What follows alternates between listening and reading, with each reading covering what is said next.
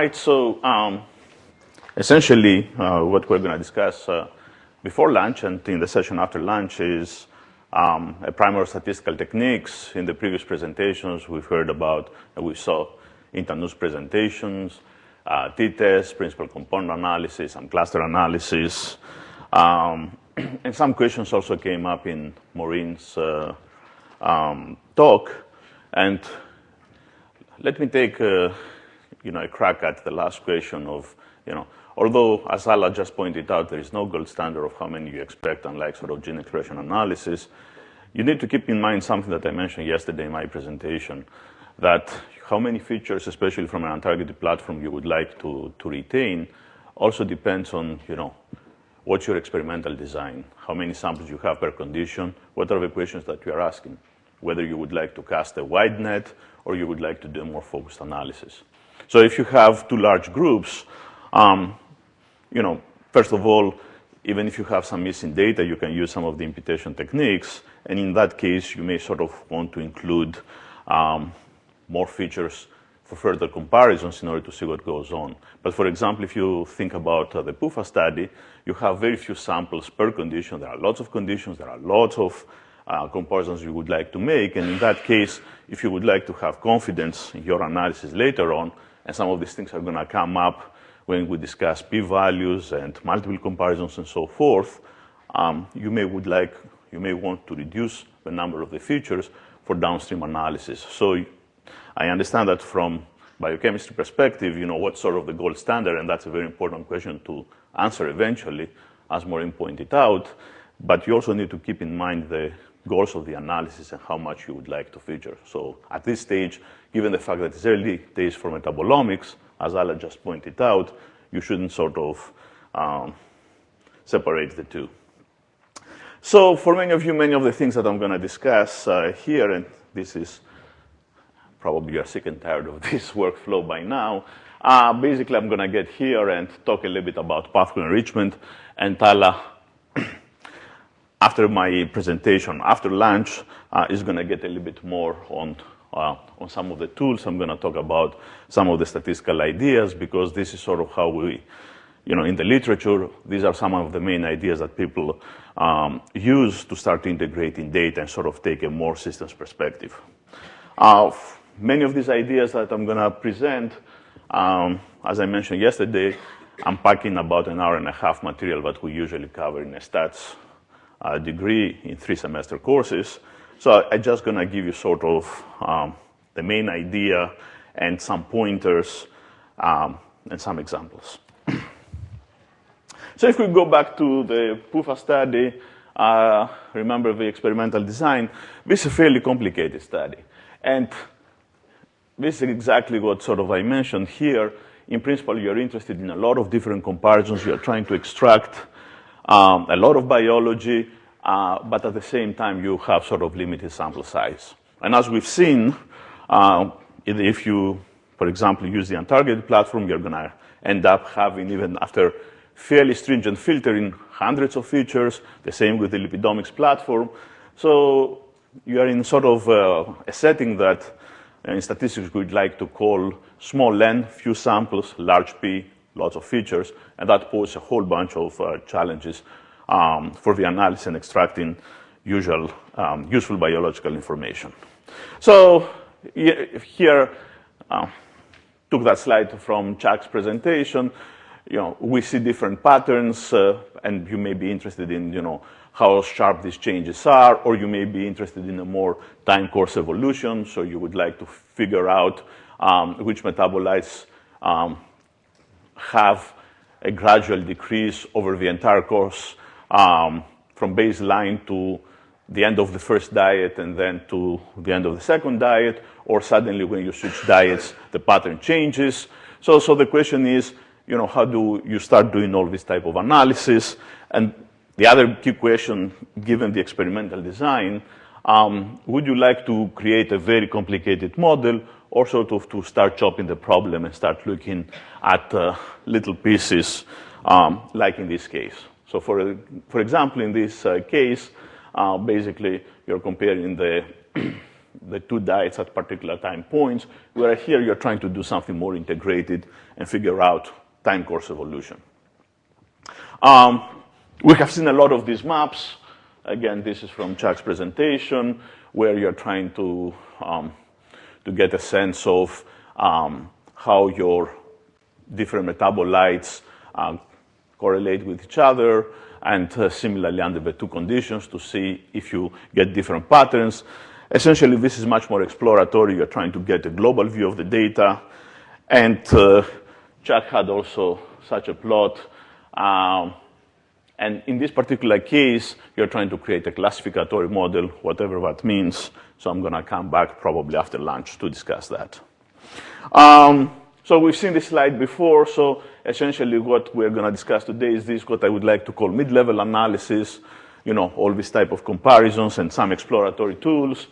And then after lunch, we'll come back and talk a little bit about high-level analysis. What I have in mind is pathway enrichment.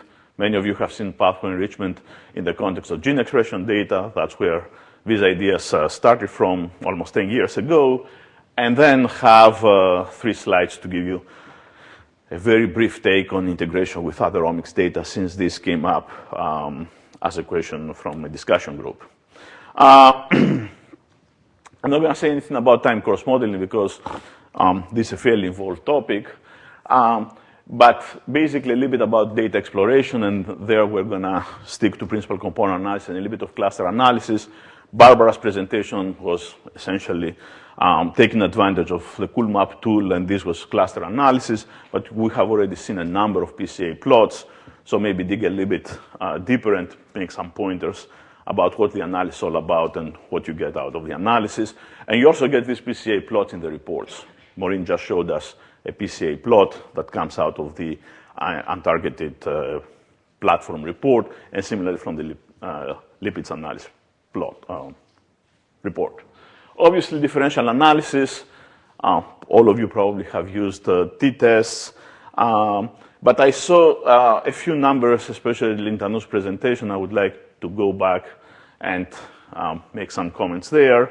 And to this predictive modeling, there was a question in one of the groups about biomarker discovery, and this is closely associated with predictive modeling.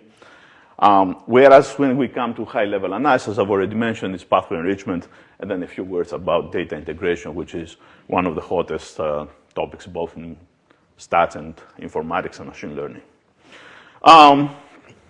So the starting point, and that's why we paid a lot of attention, and a lot of good questions just came up in Maurice's presentation, is that your data are pristine. At this point, you have made all the decisions.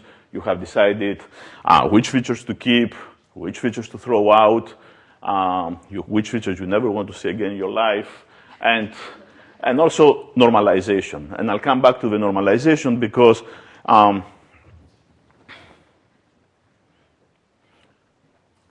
if you want to do these complex comparisons, and you have all these groups, and given the fact that, suppose that you had a lot of samples, some of these samples may have been run even after the ideas of blocking randomization one day in the instrument, and this on a different day, and therefore, unless you have normalized the data, you may start having artifacts. So don't underestimate normalization.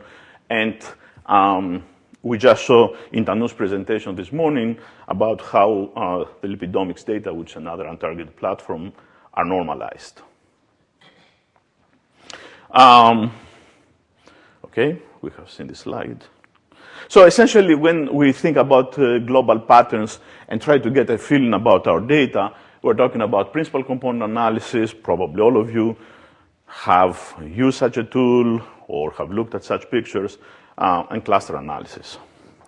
So, but something to keep in mind that when we do PCA, essentially, you are trying to identify which directions in your data cloud have maximum variance. And one of the reasons that this is sort of useful is that it leverages the correlation structure in the data. So if your data are correlated, and especially given the underlying experiment, you expect sort of coordinate activity of your metabolites, you expect that correlations are going to be induced between your features and also between the samples, given the fact that, one group does one thing and the other group does something else. And therefore, that's why principal component analysis is useful. If, on the other hand, you have very little correlation in your data, this is not going to be a particularly useful technique. And the directions of maximum variance, basically, at the technical level, are determined by taking combinations of the original features. So essentially, when people say, OK, here is my first principal component, essentially, you create a super metabolite that is sort of a weighted combination of all the metabolites or all the features in your data set. So principal component is a weighted combinations of all the metabolites in the data set. And those of you that come from gene expression analysis probably have seen those papers that were talking about eigengenes. This was kind of a popular term maybe 10 years ago. I think it has fallen out of favor these days. But essentially, that's what happens because these weighted combinations are extracted from some mathematical technique that's called eigenvalue decomposition of the correlation metrics. So here is the illustration of the main idea. So suppose that these were my data set, only two features, generically called x1 and x2, and basically this is the direction of maximum variance. That's where you have a lot of variability, and essentially you are trying to fit this line. This is going to be your first principal component. And eventually what happens is you're trying to project all these points orthogonally to this line. So this is the first principal component. And in this particular case, this is going to be a more successful application of principal components because everything is much more tightly packed along this line. On the other hand, if you think that your data cloud is completely spread out, you can see that, yes, you're trying still to identify the direction of maximum variance, but this may not be that useful to see what goes on in the data set. So here, data are very, very correlated, and that's why principal components is going to be very, very successful, and it's going to provide a lot of insight in what happens. Here is not bad, but if I had kind of a spherical cloud, then the direction of maximum variance is sort of ill-defined, and you're not going to get much out of it.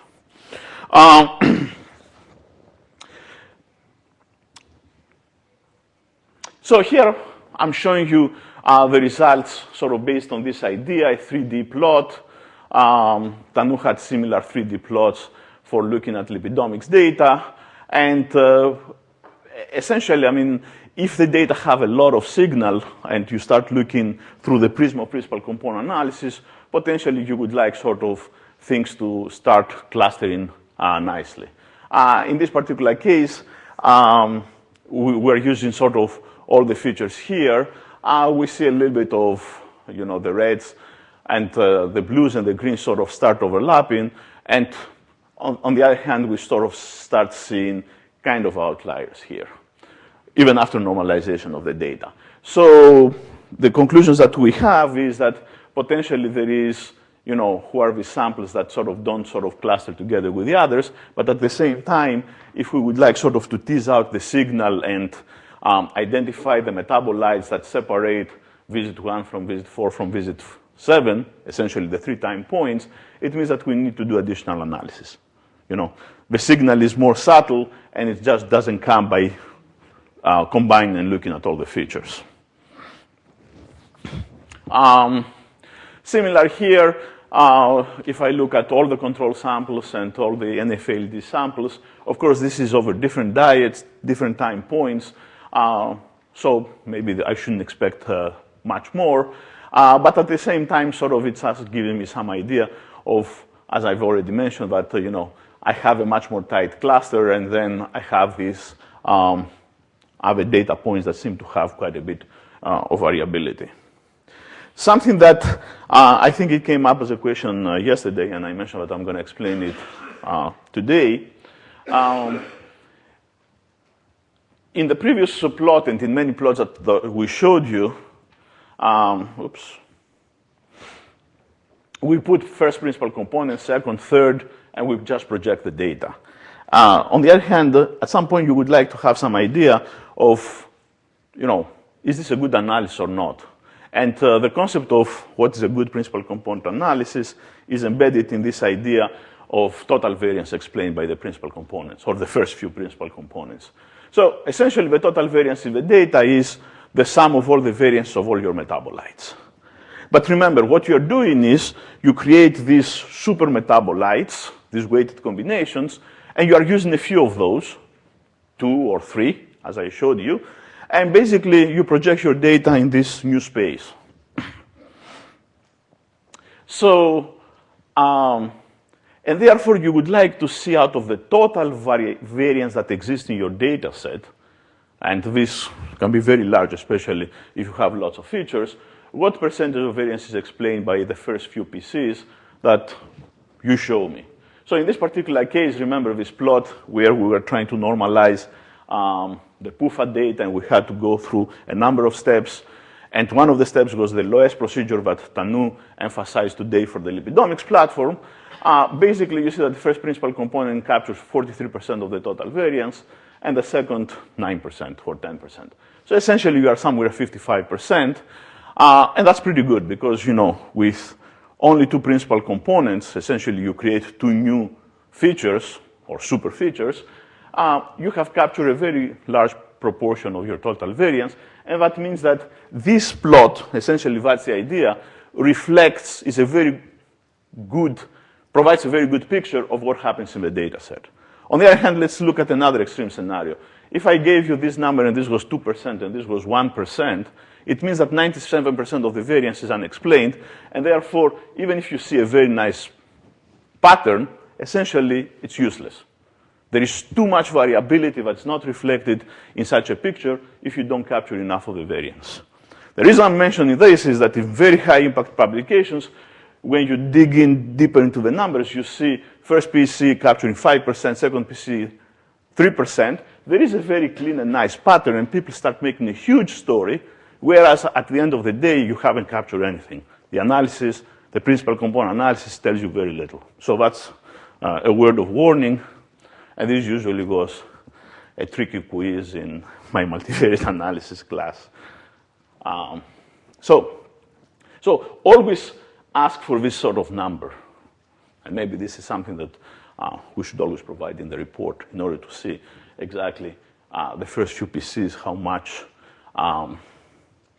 insight provide into whatever goes on in your data. The problem is that in many cases, given the fact that you have, let's say, 500 features, nothing prevents you from going and examining the first 5 or 10 PCs, but then you start running again to the curse of how you visualize 10-dimensional data. So that's why usually we stick to 3-dimensional pictures, and otherwise you need to resort to much more fancy software with dynamic graphs, and then maybe in the when you use 10 PCs, you may see very interesting things happen in your data, but unfortunately, we still live in a 3-dimensional world. So that's where sort of some of the limitations of the technique come about. But keep in mind that, if you have a successful applications of principal components, you can see a lot in your data, and that can provide a lot of insight. The other thing that, let me go back a couple of slides. Normalization of the data are important for all downstream analysis, but especially when you apply principal components, you need, in some sense, to bring the data on the same scale. So remember that, as Maureen just showed us in the report, you have different intensities for the different metabolites, and essentially, suppose that this feature was measured on a much larger range compared to the other feature. So in that case, you need sort of to bring the 2 features on the same scale, or in PCA lingo, basically standardize your data, and essentially sort of do a decomposition of the correlation matrix. Otherwise, again, you may start seeing some artifacts, and then again, all these are embedded in the math of the techniques. So for those that have seen at a more technical level principal component analysis, it goes back to the issue whether you decompose the covariance matrix of your data, which leaves them at the original units, or you standardize them and then you decompose the correlation matrix. So always check in the software which option is the default option, and a good way to go is always to look at the decomposing the correlation matrix of your data. Switching gears, basically, I'm not going to say much about cluster analysis since Barbara gave a very nice presentation with the CoolMap tool. And the whole idea is that basically either you're trying to find homogeneous groups of compounds or samples, or to see that samples within experimental conditions cluster nicely together. It has sort of a 60-year history. There are literally thousands of papers written. Everybody has come up with a cool algorithm. So take your pick, especially if you are proficient in R and you go, I can easily think of at least 100 algorithms programmed in R. The ones that we have shown you in the workshop and CoolMap uses are based on this linkage analysis because you have this nice dendrogram, this nice tree structure, and therefore it's much easier to visualize. But as I said, people have come up with lots of other types of techniques. So when you use this CoolMap or similar type of algorithms, so here I have a more detailed list of algorithms that you can use. The ones embedded in CoolMap are these first-class hierarchical methods, and again, of how you calculate distances. There are a lot of variants. Some others that are fairly popular because they work well is k-means, and they are computational fast. And then you start getting to the fancy stuff. Some of them take a lot of computational power to calculate. Some remarks, some of these more fancy algorithms, how you initialize your algorithm may impact the result, so they may not be particularly robust. But looking sort of at the picture from Barbara's presentation, basically you see this dendrogram starts sort of arranging, the lipid classes, and therefore you see that particular features from different lipid classes sort of start clustering very nicely, and this is always important because that's exactly what you're trying to do. Cluster analysis is trying to find especially these homogeneous groups. One word of caution, especially when you use these algorithms. Again, many of these algorithms, in order to come up with this tree, they need some notion of a distance between your samples or between the compounds. And when you calculate a distance, you better have the data on the same scale. So for example, yesterday I mentioned a lot, I usually take the log, I put the data on a log scale because this kind of variance transformation, variance stabilizing transformation, but especially for these techniques, you better have the data, all the features that you use on the same scale. The reason is very simple. Suppose that we have only two features, and one of them is measured in terms of hundreds of thousands in terms of units, and the other in terms of 1,000. So, and we have two samples based on these two features. As you are trying to calculate the distance, essentially you're going to look at the distance of your two samples between the first feature, which is going to be of the order of hundreds of thousands, and the distance between the second feature, which is going to be of the orders of hundreds or thousands, and then you're going to those add up and use them as the distance in order to create this picture. Correct? This is exactly the input for this type of algorithms. But essentially, if you haven't normalized the data, the variable or the feature with a very large range is going to dominate this distance. So essentially, you are looking at a picture that may be dominated by a single metabolite. So that's why it's important to understand some of the nitty-gritty details of exactly what's the input to some of these techniques. And that's why I always like sort of to take the logarithm both for technical reasons, because essentially they put the data on equal footing, and therefore I don't have to worry about some of these nitty-gritty details. But I have seen a lot of analysis, even on published papers, where people didn't think this through, and essentially what that map then reflects is the distance between metabolites that have the largest range, which doesn't provide as much information. Okay, so switching to something more statistical and going into trying to identify the key question when we talk about differential analysis. goes back to lots of things that have happened over the years in gene expression analysis. Essentially, once you have normalized the data, all the same ideas carry over. And the key question that you are trying to answer is which compounds are differentially expressed between treatment and disease or control and normal. And in the PUFA study, you may keep asking lots of different questions. Given the fact that you have this complicated experimental design, you can do lots of comparisons, and therefore you are trying to answer a bunch of biological questions at the same time. So some of the mechanics, the usual, basically you need to have a formulation of the hypothesis that you are interested in. The usual one is no change versus some type of change. And under certain conditions that your data are kind of nicely distributed, and that's where this normalization comes again into play. Usually you use the two-sample t-test, and we have seen a whole bunch of examples in today's presentations. And actually, both the untargeted reports provide you with t-test results in one of the worksheets. So you get that essentially for free. If the data violates one of the key assumptions that goes under these t-tests, there are variants in the literature. And again, this goes back, almost 100 years, some of these ideas. And then the question is, if you believe that your data, you haven't normalized them as much as you want it, and you violate some of these assumptions, you may want to use some of these more robust versions.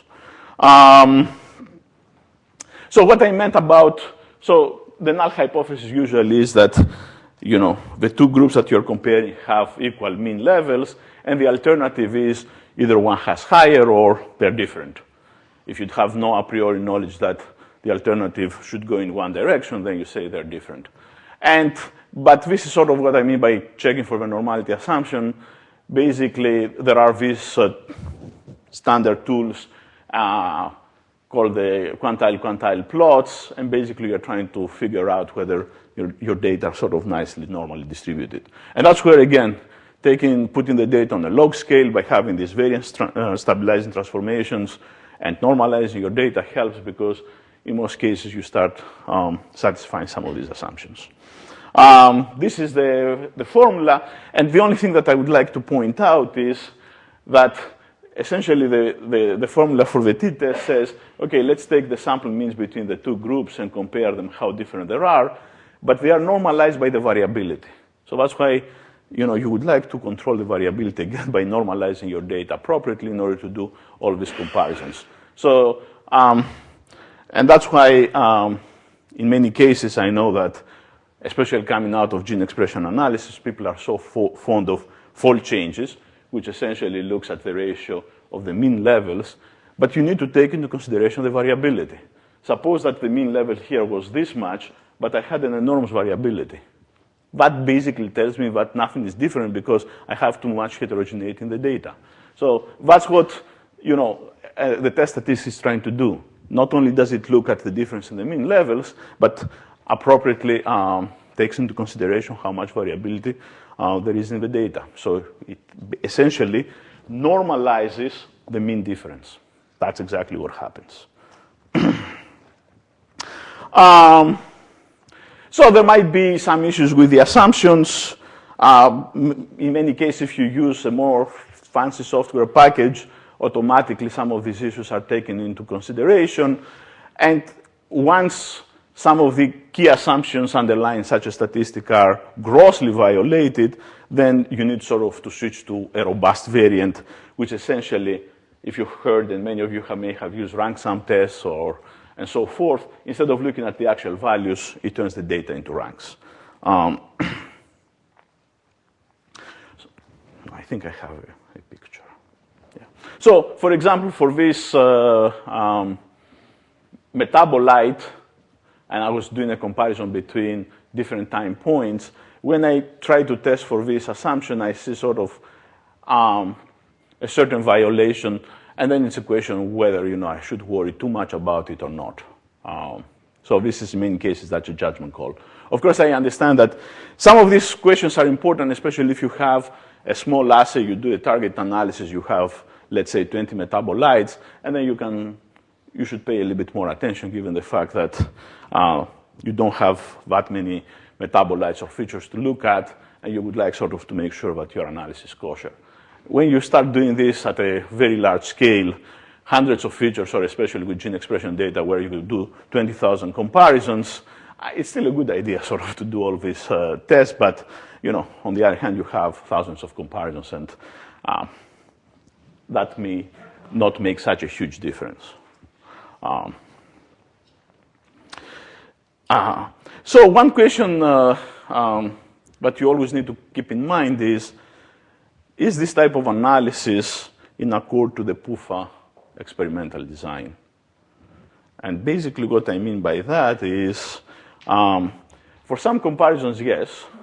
So because when I would like to find out whether my controls for a particular metabolite have a different response than the non-alcoholic fatty liver disease samples, essentially I have two different sets of patients.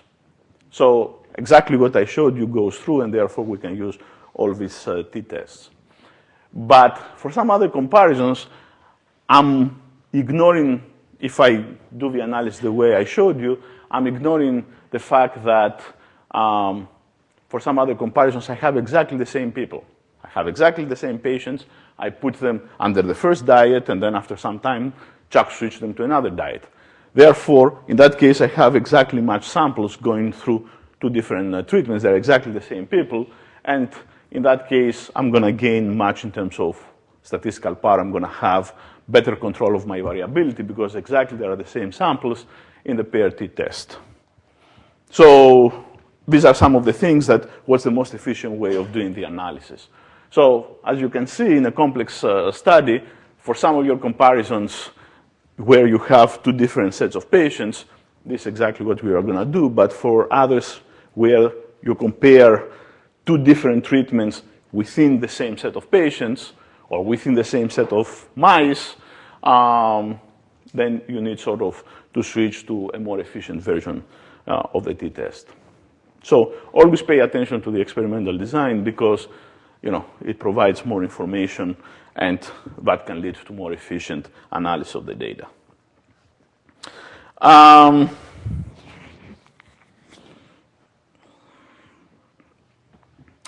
So this is kind of a prelude for something that I'm going to discuss after lunch, especially when we talk about pathway enrichment.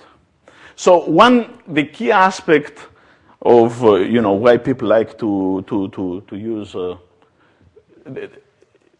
the big advantage of using a t-test is that when you're trying to calculate whether the value that you observe in the data is extreme or not, somebody has calculated explicitly what's the underlying sampling distribution of your test statistic, assuming that the null hypothesis is true.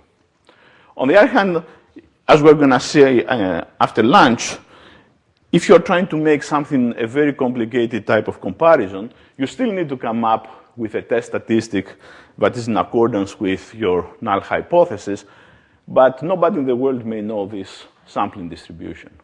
So in that case, what are you going to do?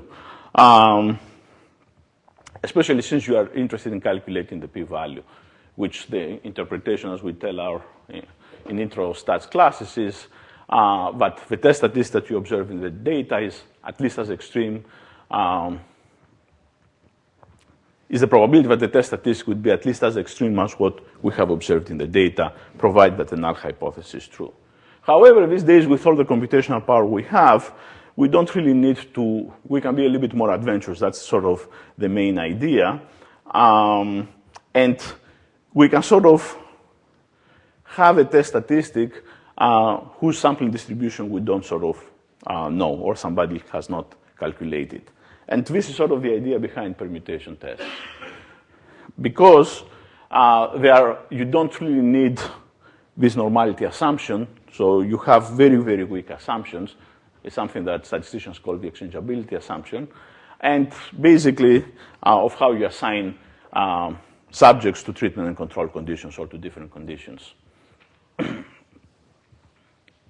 And the idea behind the exchangeability assumption is explained here.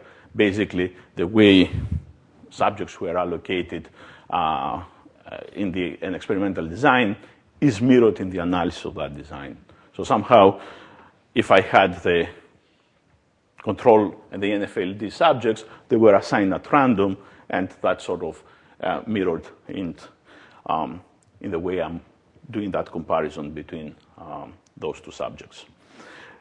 So, so in that case, especially even if some of the underlying assumptions were violated and therefore that sampling distribution is not exactly kosher, basically I can do that on the computer by doing sort of these random assignments. And basically what I'm doing is I'm switching labels. The people that were assigned at random, the people that were assigned in the control group, I take some of them at random and I call them NFLDs, and vice versa. And therefore, I keep sort of doing these assignments a large number of times and calculating, let's say, my t-statistic.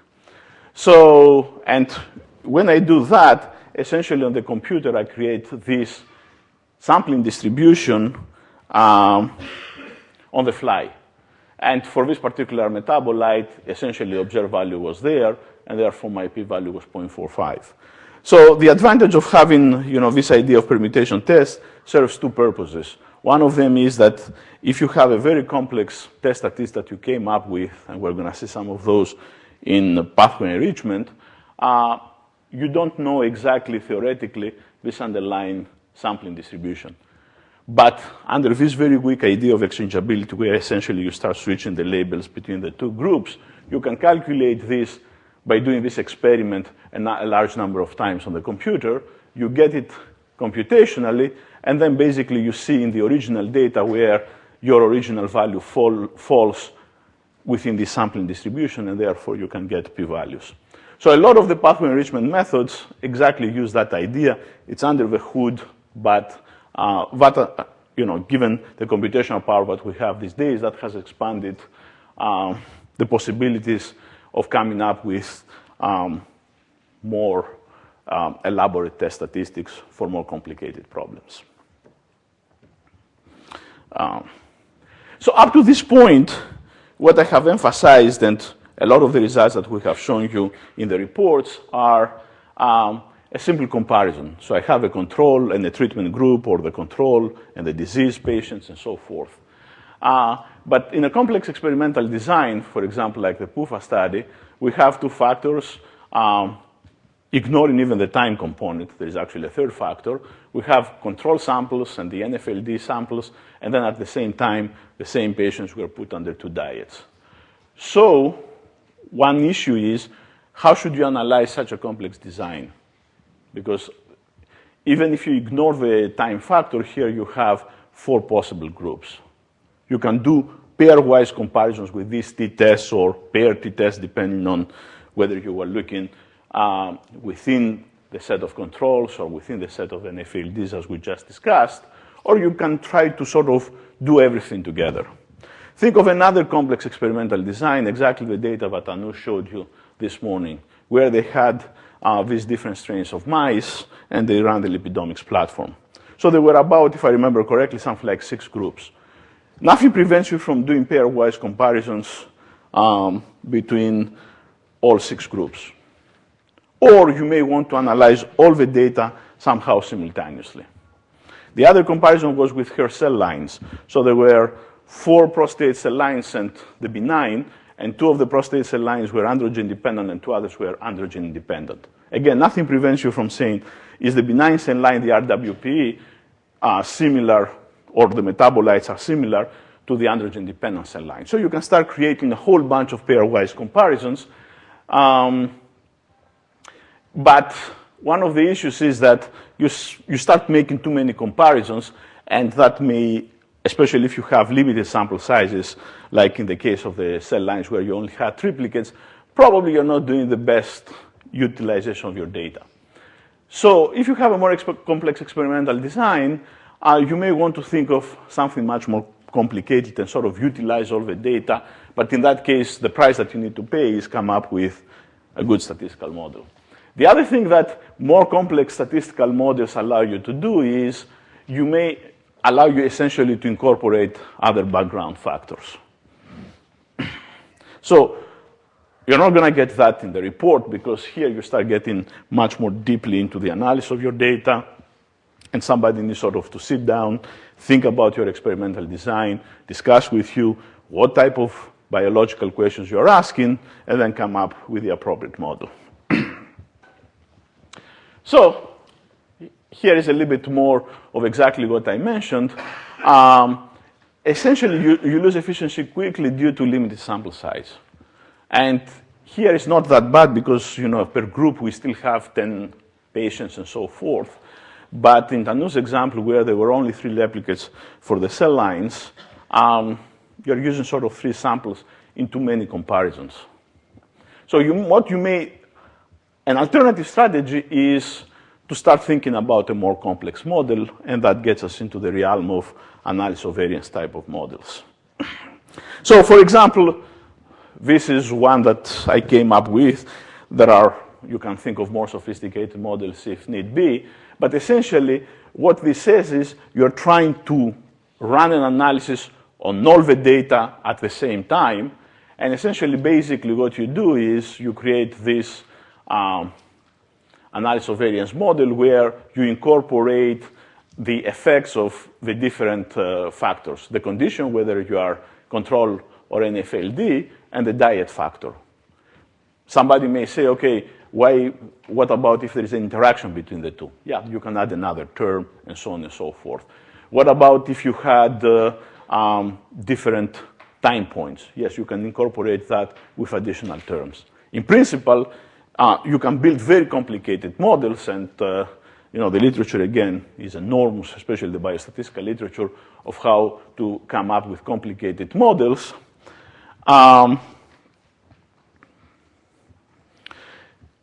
So if you believe that this was a good model, the advantage that you have is that you are utilizing all 66 observations to fit a few parameters. So essentially, you start borrowing strength from your complex model across different experimental conditions. On the other hand, there is never a free lunch. In statistics, there is never a free lunch. So what you have, sort of to believe is that a lot of strong modeling conditions are satisfied. Otherwise, the estimates and the p-values that you're going to get by using these complex models may not be well calibrated. And therefore, here, I have a little discussion about the noise terms and so on and so forth. So these are the things that there are some benefits, and there is always a cost.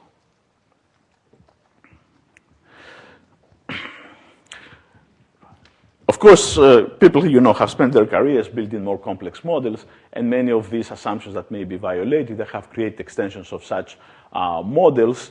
And my message is that should you go with a very simple analysis that you use these pairwise comparisons using t-tests or pair t-tests, or start coming up with more complex models? And at that point, you need to weigh the pros and the cons. What's your sample size, what you're trying to get out of the analysis, whether some of the assumptions are violated, how to set them up, and so forth. Essentially, the take-home message is that if you have limited sample size, in order to really take advantage of the limited amount of data that you have, you're better off trying to build a complex model. But complex models, you need sort of to understand a lot of nitty-gritty details that go under the hood, and it's sort of advisable sort of to talk to somebody that has worked with such models. The other thing that complex models allow you to do is some of the things that Chuck mentioned on his first presentation about the PUFA data. Remember that for these samples, he has dietary information. He also has background characteristics, males, females, body weight, and so on and so forth. So when you do a comparison between sort of two metabolites, suppose that you wanted to account for the dietary intake of these patients. In a t-test, you cannot do that. If you start building such complex models, there is a straightforward mechanism. You know, I'm not going to go to that, but those of you that may have seen regression models, all this is straightforward to do. So again, it depends how far you would like to take the analysis, and this is one way of start integrating other information. This is not integration of omics data, but this is integration of either clinical information or dietary information or background characteristics. And with simple t-tests, you cannot do that. They're not designed for that. You know, they say, okay, we have these expression levels for the metabolites, treatment and control group. Let's see if their mean levels are different. But if you would like sort of to account for the fact that you know, some of your samples were sort of had a different BMI, then you need to go into a more complex modeling strategy. Sure. Is it best to build these complex models once you limited your list of metabolites that are significantly different between your comparison groups, or is it best to build the model with taking all the metabolites that you have measured into account? So as you can see, I went through this slide very quickly. You built this model for every metabolite. So essentially, once you think about the model and you say, this was my experimental design, these are the comparisons of interest, these were my time points, let me try to build a model, and you do it for the first metabolite, essentially you run the same script for all 400 features or 500 or whatever number of features you have. And essentially, from the model, of course, you need to understand exactly what the model does and which p-values to look at. Essentially, you're going to screen metabolites through your model. So there is no point, and actually, there is no gain in first trying with these simple comparison type of strategies to screen metabolites. The model can do that for you. It's a more, at this point, you know, if you haven't seen this type of models, you know, you need to talk to a specialist that, you know, that's what they do every day, but there is no advantage. You process everything through the prism of the model. But at the same time, you need to understand what are the limitations of the model, what are the underlying assumptions, and how they fit your data. Barbara? I'm afraid we're going to have to break for lunch. So Okay. I think I'm in a good spot to... Yeah, let's break for lunch. This is a topic that I would like sort of to discuss in some detail, because we saw a lot of numbers in some of the presentations, and this is something that you really need to be aware of. I mean, you have seen it in papers, but I would like sort of to walk you through some of the basic ideas.